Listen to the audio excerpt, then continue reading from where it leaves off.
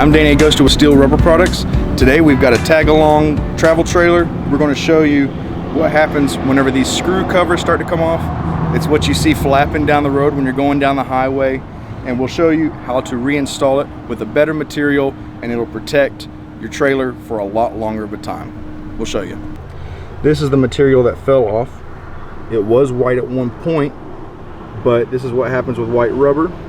It degrades. There's no UV protectant in it. So this is going to happen with everything that's white. It's going to turn like this.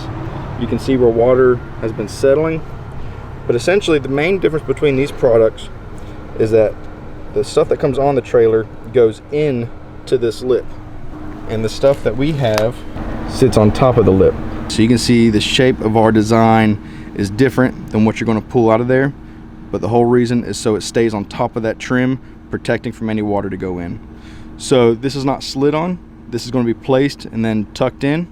So the way this goes is this groove goes right on that lip, and I'll just set one side on that lip. You can see how it goes over, and then I'll take a tuck tool and it just pops in as you take the tool to it. Now you're going to want to use something that is not like a screwdriver. You don't want it to be sharp. Something like this works perfect,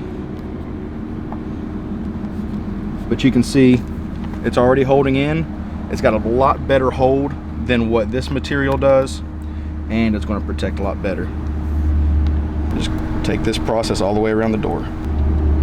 One of the main differences is that this is black, so this is going to be UV protectant, and that's obviously a quality you're going to want for something that's sitting in the sun. So a lot of people are concerned about that because the one they're pulling off is white, but I really think black is a good trim color.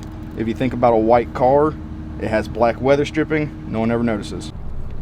All right, so now that we've finished, we got our little extra. We're going to cut it off, so we'll just line it up with the end here.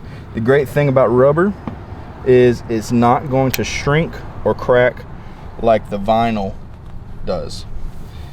So all we got to do is line it up with our edge, tuck in the last little bit, and then we're done.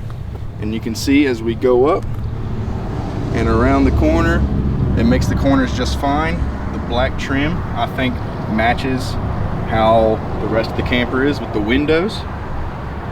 Vinyl shrinks and cracks, and the EPDM rubber that we use will not. It's UV and ozone resistant and will last for years to come.